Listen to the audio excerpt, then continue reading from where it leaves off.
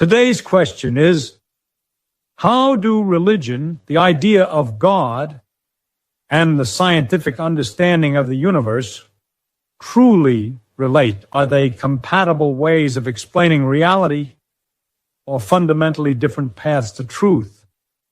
People come up to me all the time. They corner me at universities, at conferences, even in diners. They say, Professor Feynman, you're a physicist. You've looked at the quantum world. You won the Nobel Prize for figuring out how light and electrons interact. You've looked deep into the mathematical machinery of the universe. So tell us, is there a God?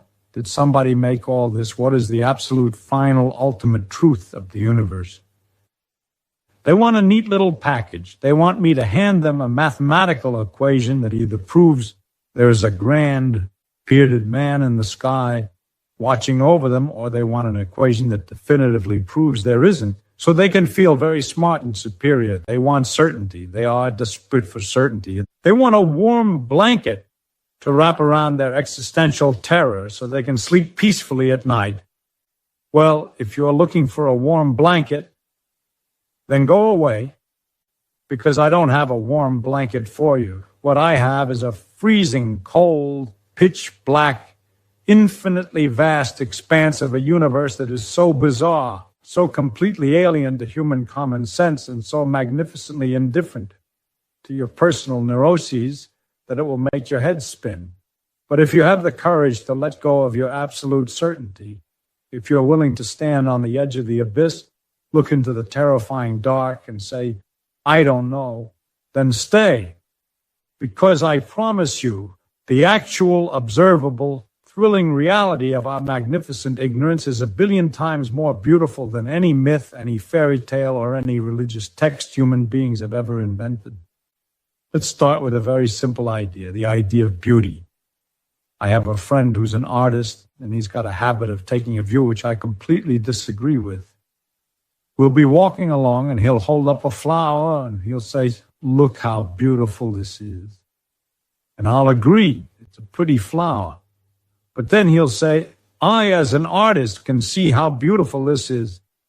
But you, as a scientist, you take this all apart. You reduce it to its mathematical pieces, and it becomes a dull, mechanical, lifeless thing. I think he's completely nutty.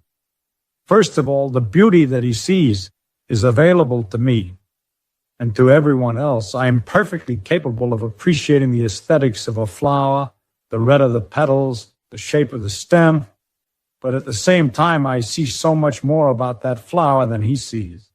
I can imagine the cells inside. I can see the complicated microscopic actions occurring right there in the leaf. I know that the red color of that flower is a specific wavelength of electromagnetic radiation that evolved over millions of years specifically to attract a certain type of bee or insect.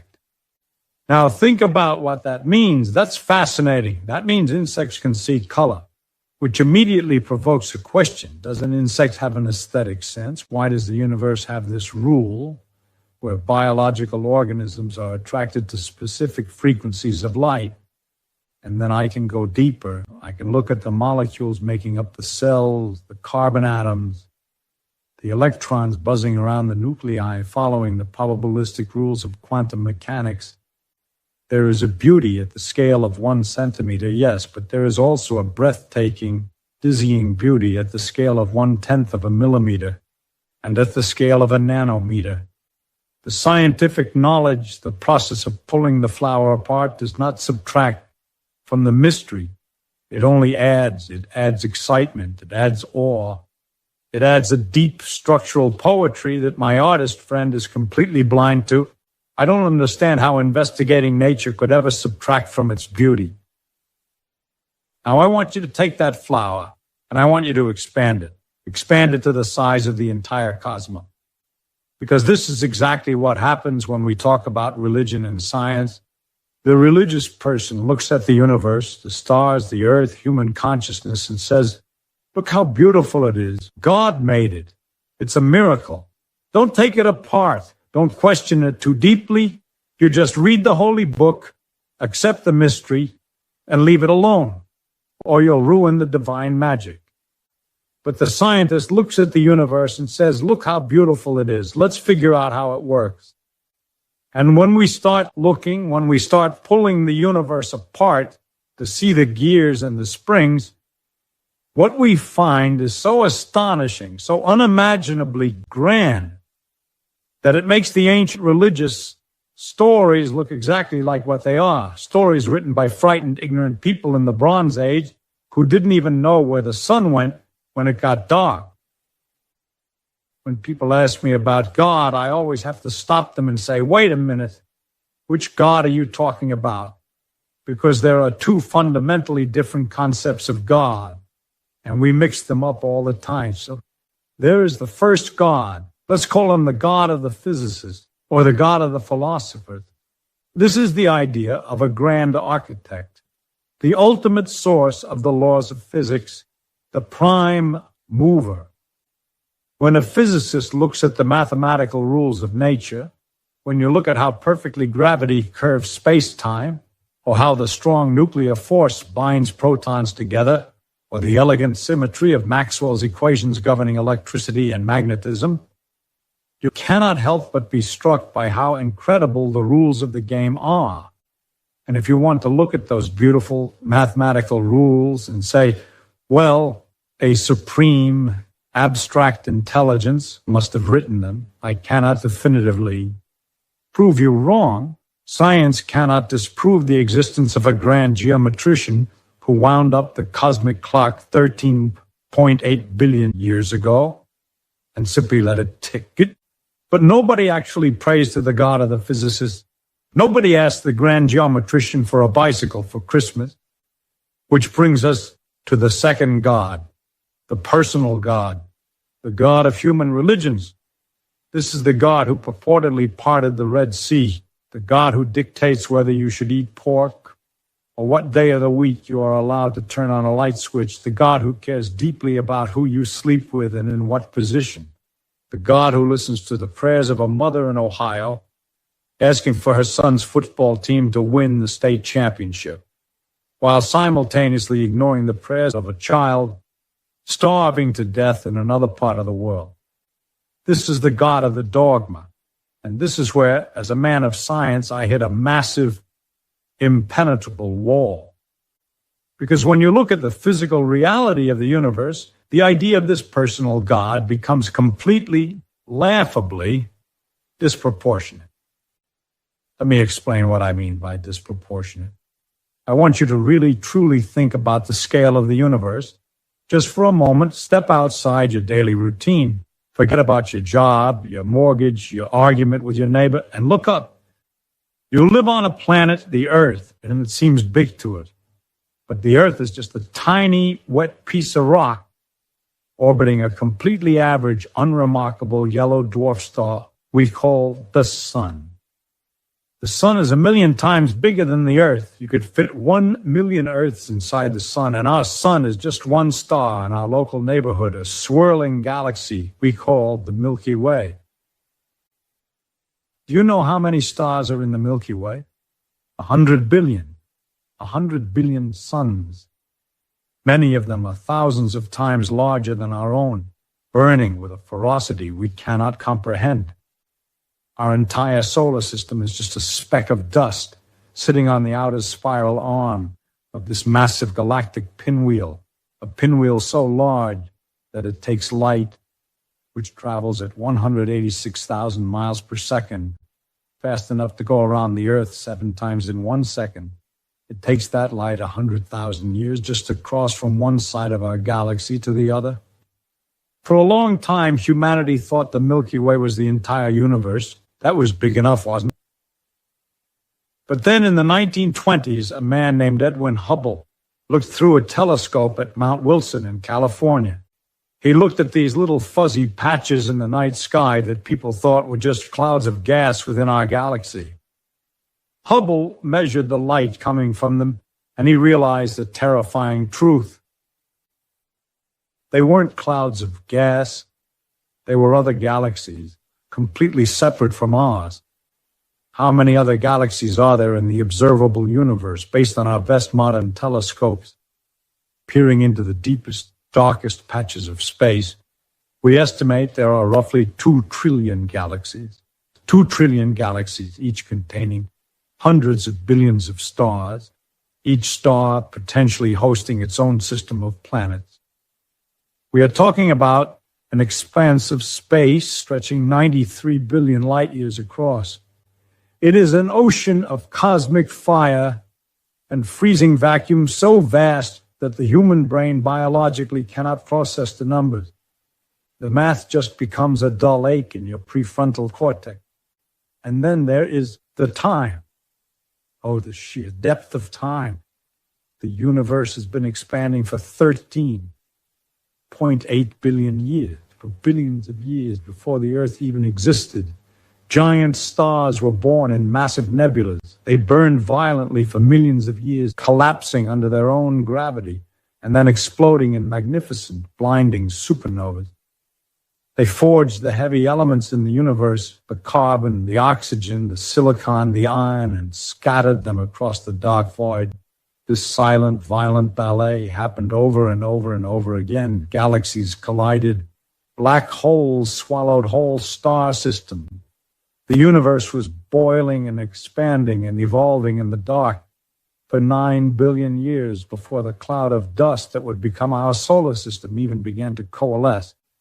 Now, take all of that, the 13.8 billion years, the 2 trillion galaxies, the trillions of exploding suns, the infinite freezing vacuum of space, and then look at the religious view of the universe. The religious view insists that the supreme architect of all of this, the entity that engineered the quasars, the black holes, the cosmic microwave background, the quantum fields, created all of that infinite vastness, waited 13.8 billion years just so we could watch a particular species of half-hairless bipedal primates on a tiny, insignificant grain of dust orbiting an average star to see if they would disobey him and eat a piece of fruit from a magical tree, and furthermore that this cosmic architect is deeply personally offended if you don't chop off a piece of your foreskin or if you say his name in the wrong tone of voice. Do you see the problem? The stage is simply too big for the drama. The proportions are completely wrong. It is like building a theater the size of the entire solar system with a stage that stretches from here to Jupiter, all to put on a one-act play about a single microscopic amoeba.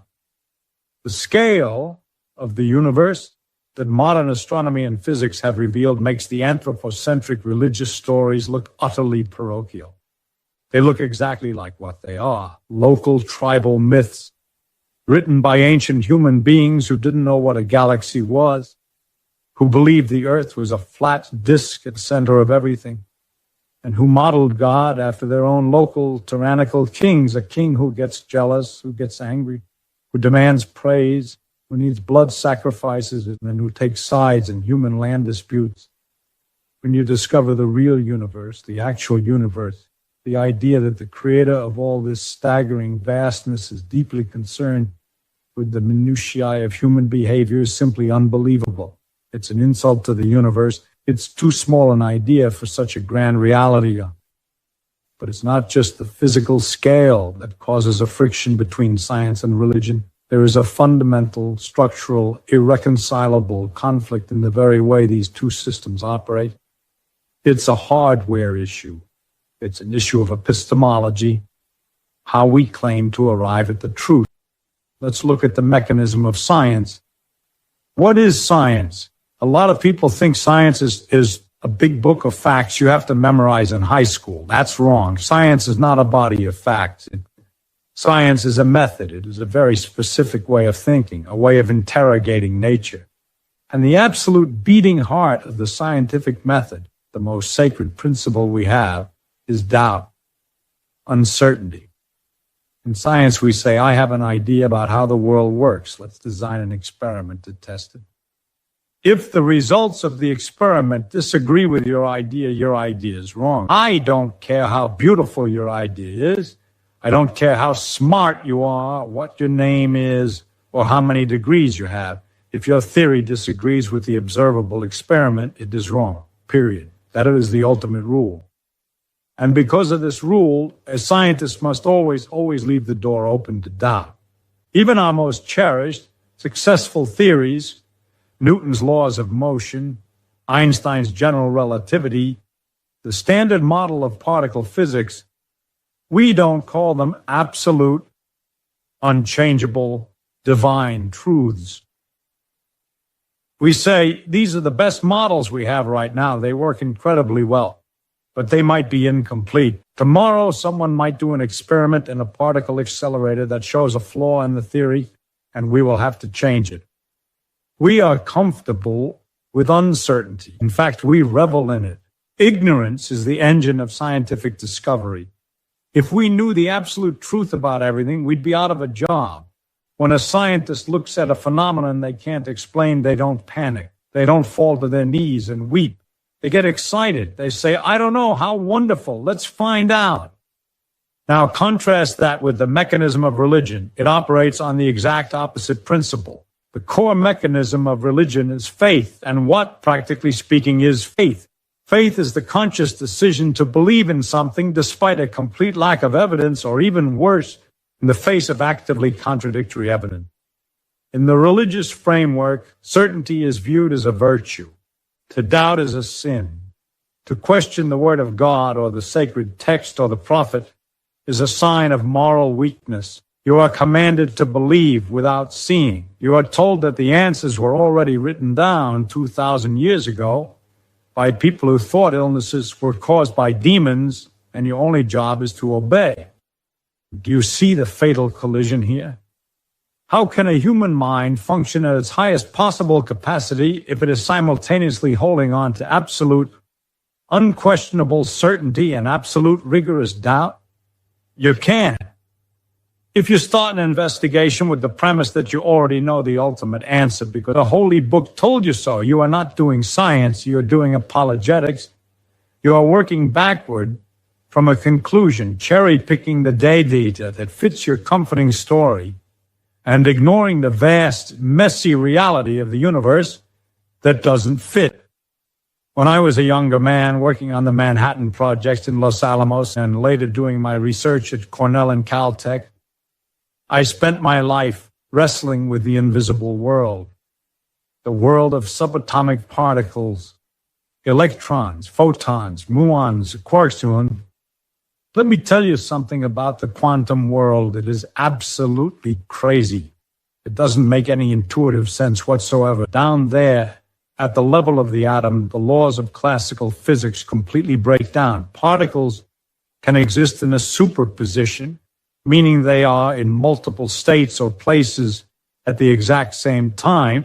They behave like waves of probability until you measure them, at which point they suddenly snap into being solid particles. Two particles can become entangled, meaning no matter how far apart you separate them, even at opposite ends of the galaxy, a change to one instantaneously affects the other, seemingly violating the speed of light. It is utterly absurd. It defies all human logic. Now imagine if I had approached the mysteries of quantum mechanics with the attitude of a religious fundamentalist. Imagine if I had said, well, the universe must behave according to standard human logic because God made us in his image and God is rational. Therefore, the quantum world must follow the rules of a clockwork universe. If I had done that, I would have failed completely. I would never develop quantum electrodynamics. I never would have understood how light and matter interact. Because nature doesn't give a damn what you believe. Nature doesn't care about your human prejudices, your common sense, or your religious texts. Nature is going to do what it's going to do, and your job as an observer of the universe is to shut up, listen, look at the data, and accept it, no matter how profoundly weird and absurd it seems. Religion demands that the universe conform to a human narrative, a cozy narrative of purpose, of ultimate justice, of cosmic morality, where the good guys get rewarded in paradise and the bad guys burn in a lake of fire.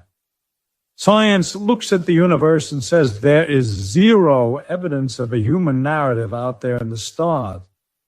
And I know that terrifies people. It really deeply frightens them. People look at the strict materialistic scientific worldview and they panic. And they say, but Professor Feynman, if there is no God, if there is no grand creator writing the rules, if the universe is just a giant, blind, mechanical system governed by cold mathematical equations, then what is the point of it all? Where do we get our morals? If there's no heaven and no hell, why shouldn't I just go out and murder my neighbor and steal his television? What prevents human society from collapsing into total savage chaos? This is a very serious question, and it deserves a deeply serious answer. I think there is a profound historical confusion in our society between the factual claims of religion and the moral values of religion. In the Western world, our moral framework, ideas like love your neighbor, do unto others as you would have them do unto you, the concept of charity, the inherent value of the individual life, these ethical ideas were delivered to us historically inside a package, a wrapper of religious mythology. The wrapper included the burning bushes and the virgin birth, the resurrection from the dead, the miracles, and the threat of divine judgment.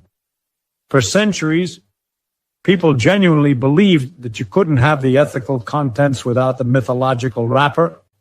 They believed the morality and the magic trick were completely inseparable. If you throw away the belief that in a literal judging God, they argued you throw away the only reason to be a good person.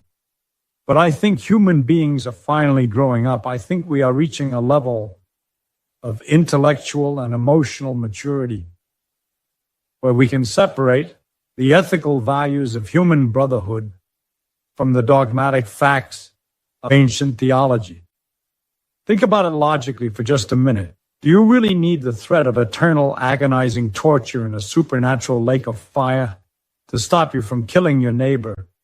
Do you really need the promise of a golden harp and a mansion in paradise to make you share your bread with a starving child?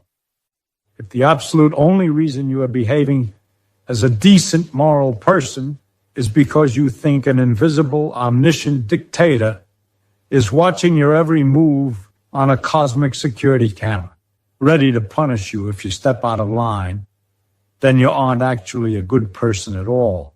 You're just a frightened, obedient subordinate trying to avoid a beating. That's not morality. That's extortion. True morality doesn't require the supernatural. True morality requires empathy. It requires the rational, observable recognition that we are all stuck on this tiny, fragile rock together, spinning through the freezing, hostile void of space. It comes from the realization that life is incredibly rare, incredibly fragile, and incredibly brief. Look at what science tells us about what we are. Religion says we are made of clay, breathed into by a magical spirit, and given a supernatural soul that exists completely outside the laws of physics. It says we are completely separate from the animals, separate from the earth, given dominion over nature by divine right. Science tells a different story, and frankly, the scientific story gives me far, far more reason to treat my fellow human beings with awe, reverence, and profound respect than the religious view ever did. Science tells us that you and I are literally physically made of stardust. Remember those giant stars I talked about earlier? The ones that burned for millions of years and exploded in supernovas. When they exploded, the extreme heat and pressure fused basic hydrogen and helium into the heavier elements. The iron in your blood that carries oxygen to your brain, the calcium in your teeth and your bones, the carbon that forms the structural backbone of your DNA. Every single atom of those heavy elements in your body was forged inside the nuclear furnace of a dying star billions of years ago. You are not separate from the universe. You are not an alien entity dropped onto this planet by an outside creator. You are a product of the universe. You are the universe. You are a way for the cosmos to know itself. Just sit with that for a second. Imagine the sheer staggering improbability of your existence. over 13.8 billion years, dead, unconscious matter, blindly following the laws of physics, organized itself into clouds of gas, then into galaxies, then into stars, then into planets. Then on at least one of those planets, in a warm, primordial soup of chemicals, carbon atoms chained together in just the right way to begin replicating. Evolution took hold. Over nearly 4 billion years of brutal, blind, agonizing trial and error, single-celled organisms turned into multicellular life. Fish crawled out of the oceans. Amphibians became reptiles. Reptiles became mammals. Mammals became primates.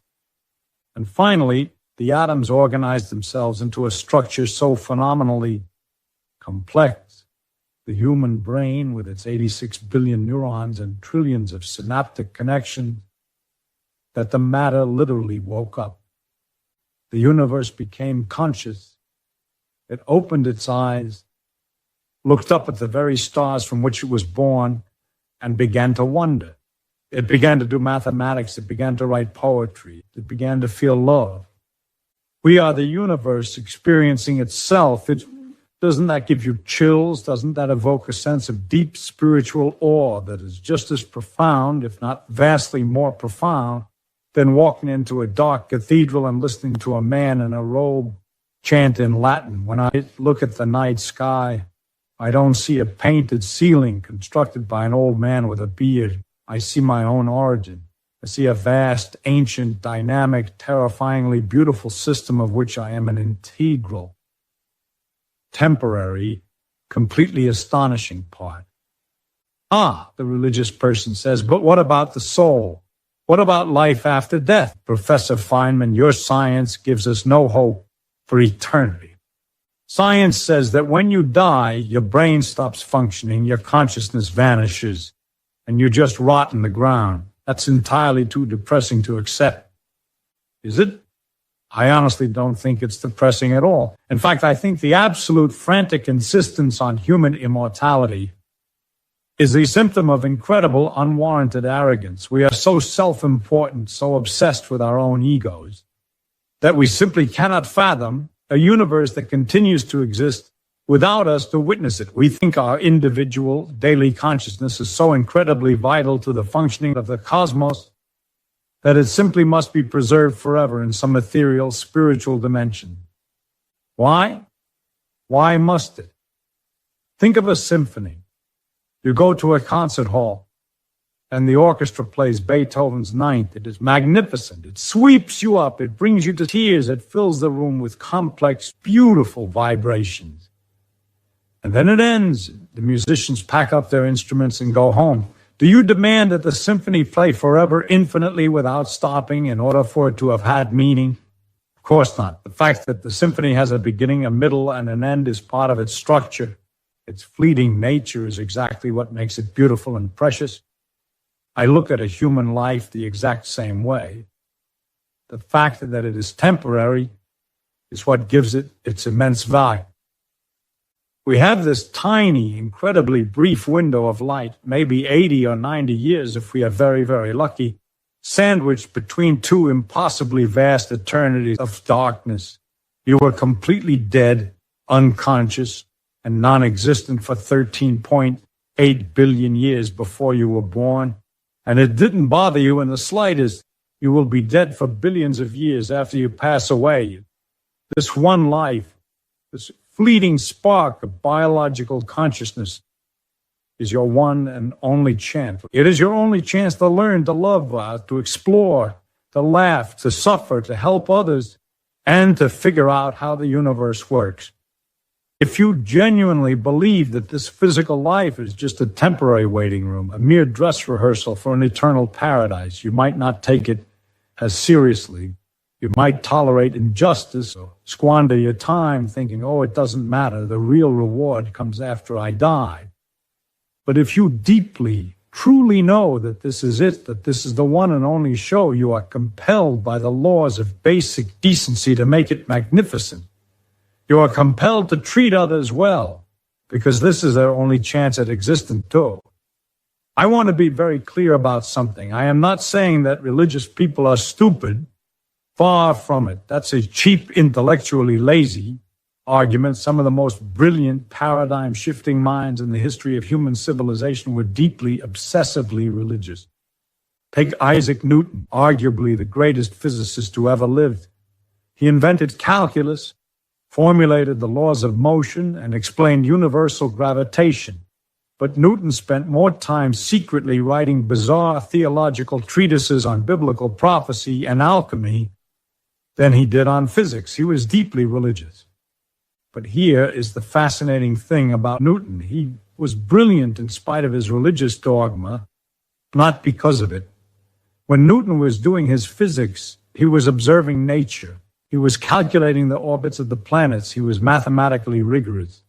But when his math couldn't explain something, for instance, why the gravitational pull of the planets on each other didn't eventually cause the solar system to collapse into chaos over a long period of time, Newton hit the limit of his understanding. And what did he do? He invoked God. He literally wrote that God must occasionally step in and adjust the orbits of the planets to keep the system stable. God was the ultimate fallback. God was the answer for whatever Newton didn't understand yet. In theology, we call this the God of the gaps. But look at what happened next. 100 years later, the French mathematician Pierre-Simon Laplace comes along. He takes Newton's mathematics, refines them, develops perturbation theory, and proves mathematically that the solar system is inherently stable without needing any divine intervention.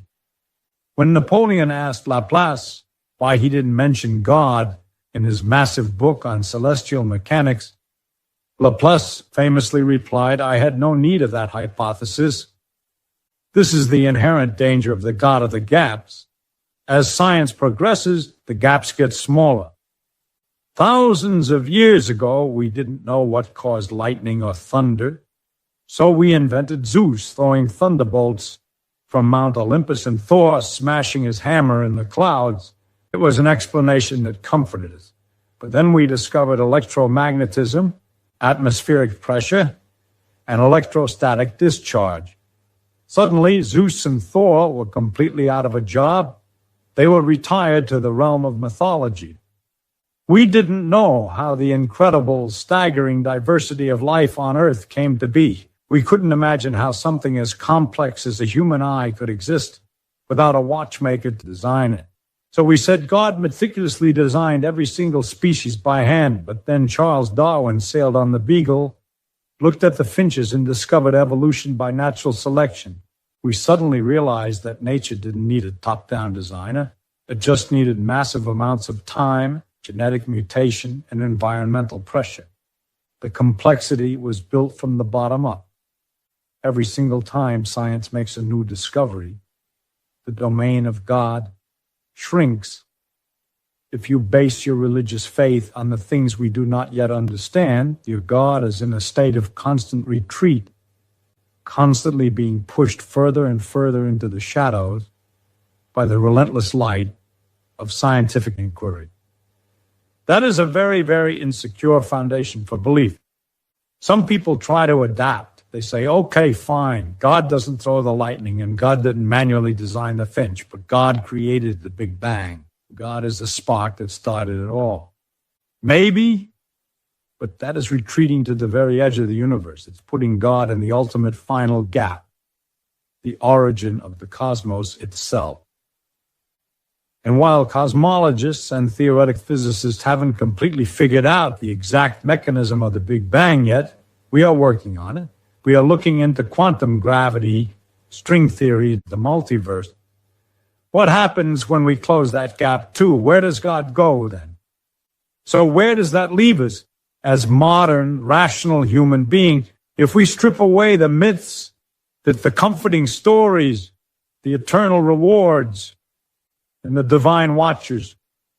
Are we just complex biological machines running on a wet computer made of meat, floating blindly in a universe devoid of absolute purpose? Maybe. And my question to you is, what if we are? Why is that so terrible? People ask me, Professor Feynman, if the universe has no grand design, no ultimate objective purpose given to it by a creator, then what is the meaning of life? Why go on? This is the great secret. This is the beautiful, liberating realization that comes with finally letting go of the ancient myths. The universe doesn't have an intrinsic objective meaning written in giant glowing letters across the sky. The universe just is. It exists. It follows its rules. It expands, it cools, it burns, it dies. Meaning is not something you find hidden under a rock or written in a cosmic scroll. Meaning is something you create. We, the conscious apes, are meaning-making machines. We give our lives meaning. We give it meaning through our relationships with others, through the children we raise, through the art we create, the music we compose, the kindness we show to strangers. And for me, at least, we give it meaning through the relentless, passionate pursuit of understanding how nature works. The universe doesn't care about us at all, but we care about each other. And that is enough. It has to be enough. I have a very, very different attitude toward the great questions of existence than the theologians do. The theologian is completely terrified of doubt. The theologian desperately needs an absolute answer, even if the answer is completely invented, because they cannot bear the psychological weight of not knowing. They want the safety net. But me, I can live with doubt. I can live with uncertainty. I can live with not knowing. I think it is vastly more interesting, vastly more exciting to live not knowing than to have answers which might be dead wrong. I have approximate answers and possible beliefs and different degrees of certainty about different things. I am fairly certain about quantum electrodynamics because the math matches the experiments to 10 decimal places. I am less certain about string theory, but I am not absolutely 100% sure of anything. And there are many, many things I don't know anything about at all, such as whether it even means anything to ask why we are here. The question why implies intent. How did we get here is a scientific question. Why are we here? Might just be a linguistic mistake, a relic of our human tendency to project intention onto a blind universe. I don't have to know an answer. I don't feel frightened by not knowing things, by being lost in a completely mysterious, mathematically savage universe without any clear purpose, which is the way it really, truly appears to be, as far as I can tell. It doesn't frighten me. In fact, it entirely liberates me.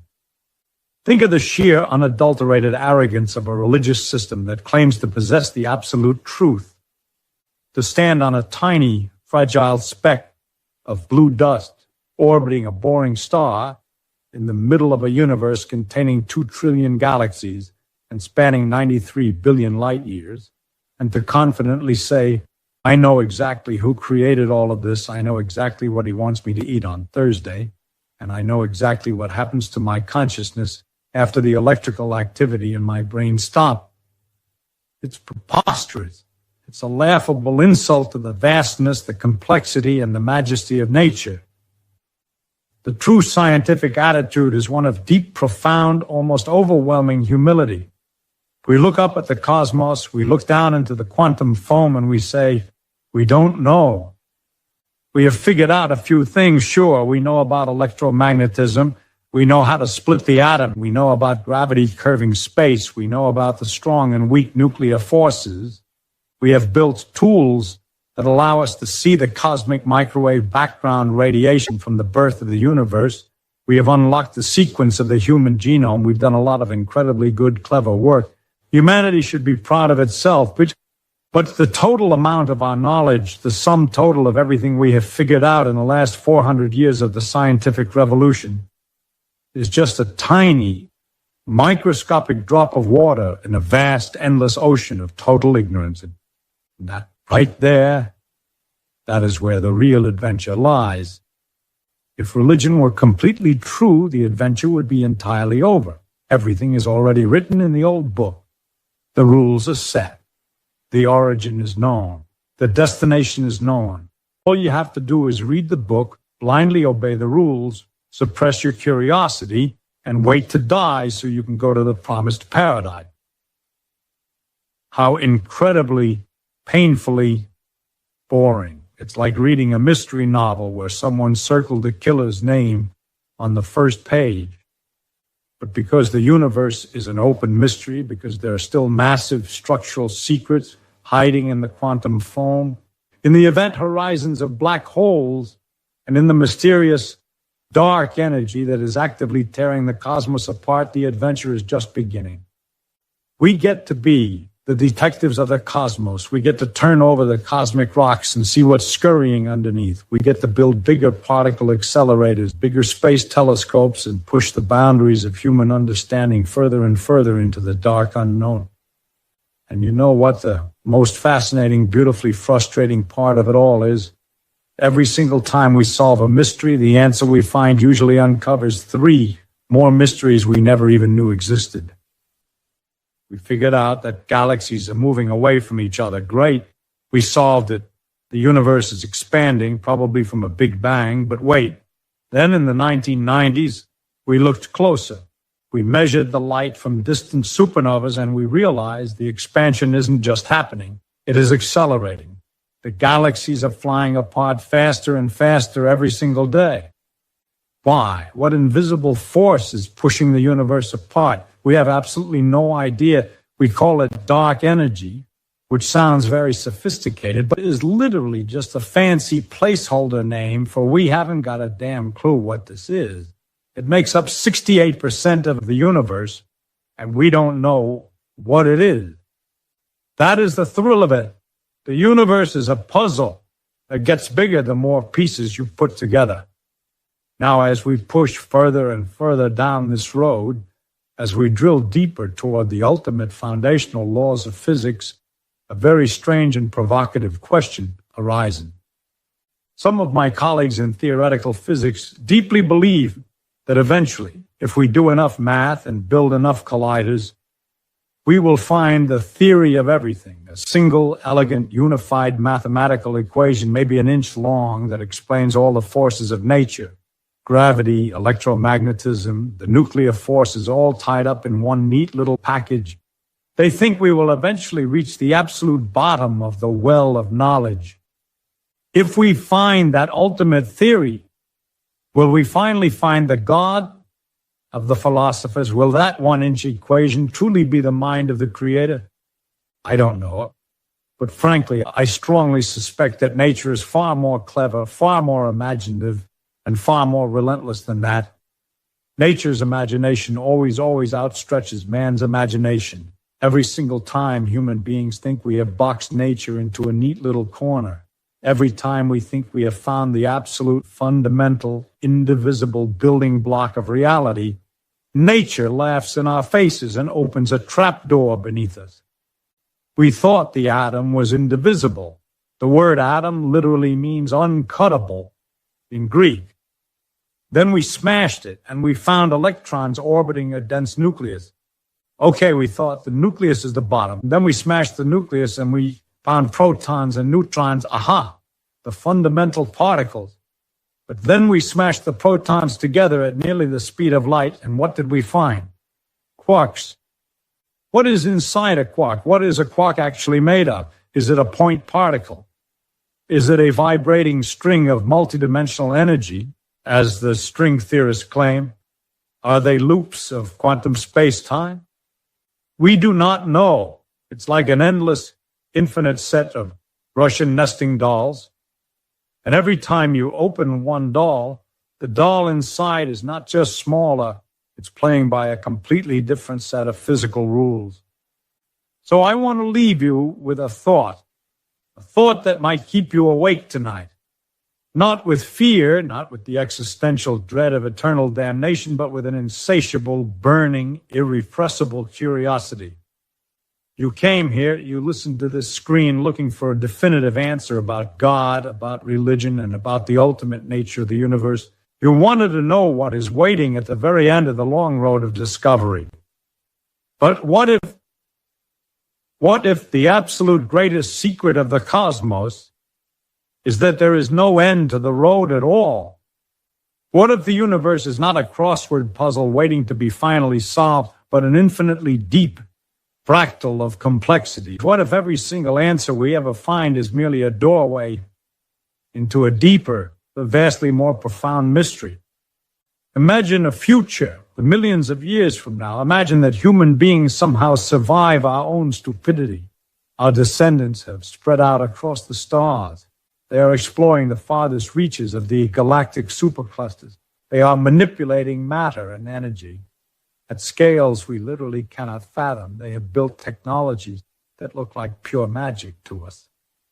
What if, after millions of years of scientific progress, they are standing on the precipice of existence, still asking the exact same fundamental questions? Why is there something rather than nothing?